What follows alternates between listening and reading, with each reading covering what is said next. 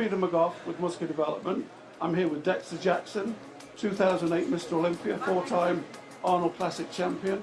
Had one of the most remarkable careers in bodybuilding history and no signs of slowing down. Tell me about, I mean, we did this a long article about your career.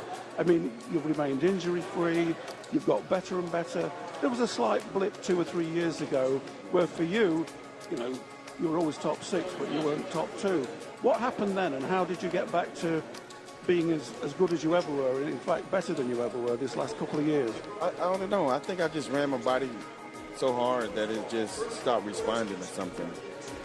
And then I started working with George, and we did some off-season work, detoxes and all this kind of stuff, and the very next year we were back in the mix. So, you know, we couldn't put a hand on why I couldn't get in shape anymore. I mean, it was, comparing the pictures, it was like, you know, I mean, me and my girlfriend, we was actually talking retirement.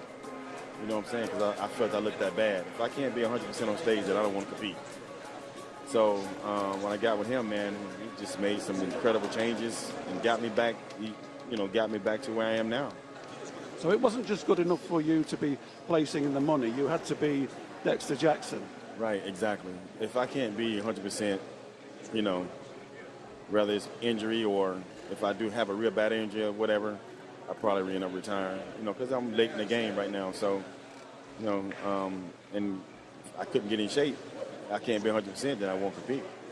I mean, your career, you started as a bantamweight. And I remember at the 95 USAs, you won the middleweights, was it? Yeah? Or light heavies. And then you went to the Nationals a few months later as one of the favourites. And I'll never understand it. You didn't make the top 15 and you were absolutely devastated, weren't you? What were your thoughts at that point? It must have been the lowest point of your career. Yeah, man, I probably looked down, when they started calling the first call, I probably looked down at my number about 100 times because I couldn't believe I didn't get called out first call out. Maybe I think I just got overlooked. You know, I don't know about being one of the favorites going into the show, but I did just win the USAs. So you would think I would be, you know, up there, you know. So,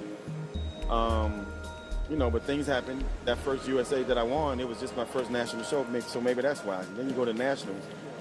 I mean, was it National? It was Nationals. Then you go to Nationals, that's a whole different ball game. You know, all these guys that's been competing for years and years, you know, got to look before I did, I guess, I'm assuming. Well, I mean, how low were you? Were you thinking, is there any point in this? Could you've given up a lot of sacrifices to get there at that point?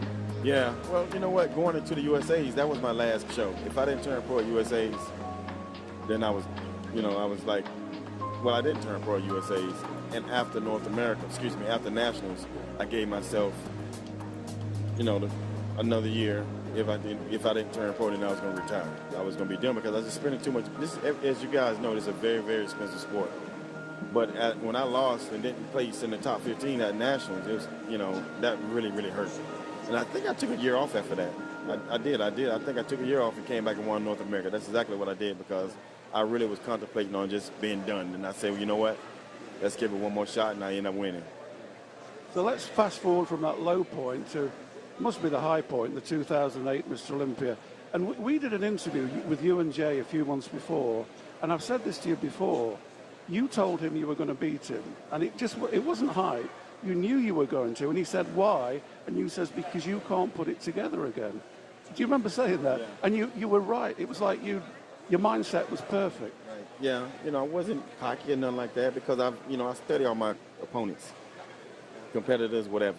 You know, I study all those guys. I know their physique inside and out.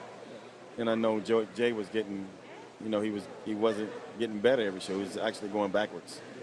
And then I knew he was going to play that getting, you know, try and come in shredded to match my conditioning. And I said, you know, and once I saw how, you know, how much smaller he was compared to how he usually is, I was like, you know what?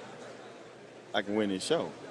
You know what I'm saying? So, and that's why I told him, I said, look, you know, I knew I was going to beat him. I wasn't being cocky or nothing, but I just knew because he was going, you know, backwards that he wasn't going to be able to match me. He's going to try and come in the same size, you know, not same size, but the same condition as me, and that was going to make him a little bit smaller than he normally is.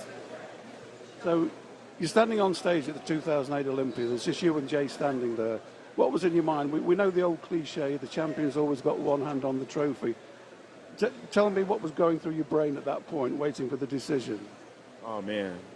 I actually thought he was going to win, to be honest with you. I didn't think I was going to win. You know, it's Jay Cutler, you know.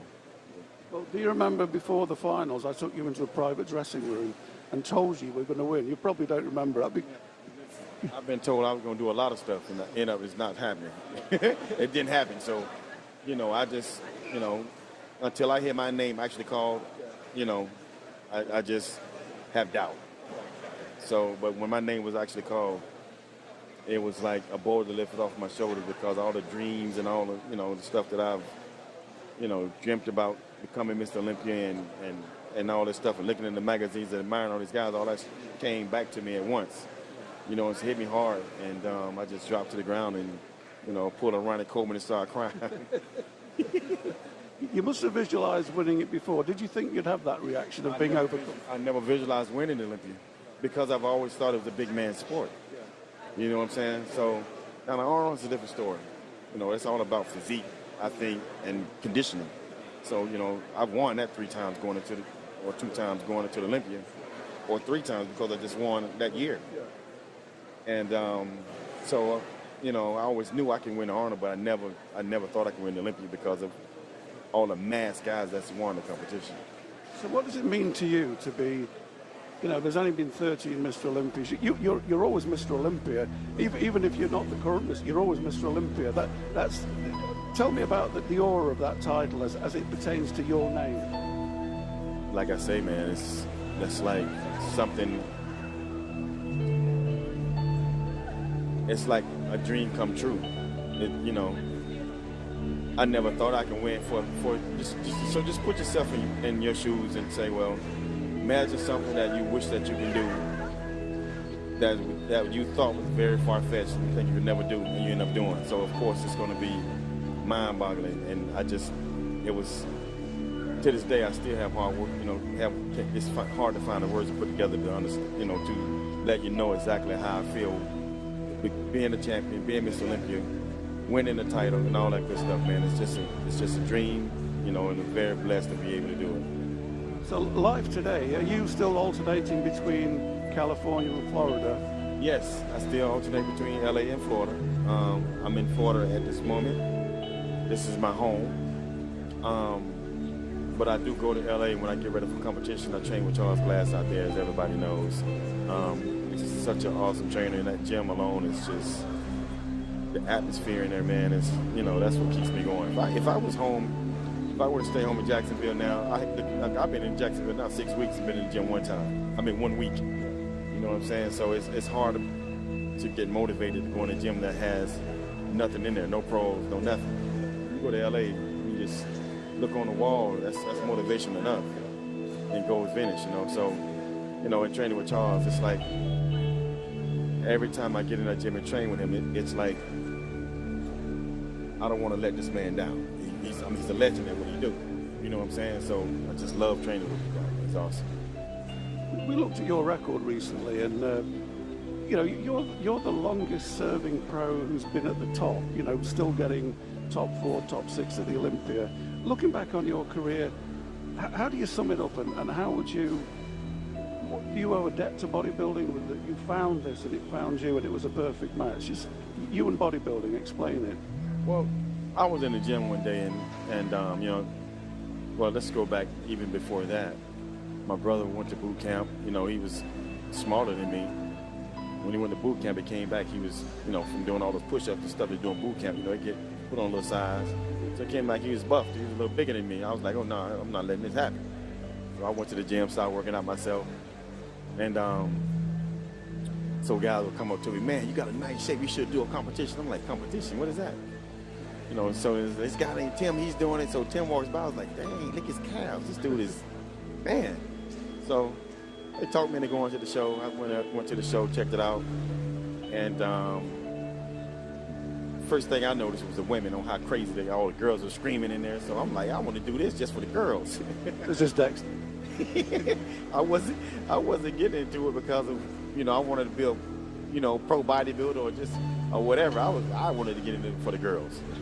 So I started competing my first year, won overall as a bantamweight. I was the first bantamweight to ever win overall in the state of Florida. So, you know, that was an awesome achievement. So after that, the rest is history, man. I've been doing it since. Well, look, you've given us some great memories, Dexter. I'm sure you're going to give us a lot more. Thanks for your time, and we'll meet again. Thank you, Mr. Nice talking to you, brother. You guys take care out there.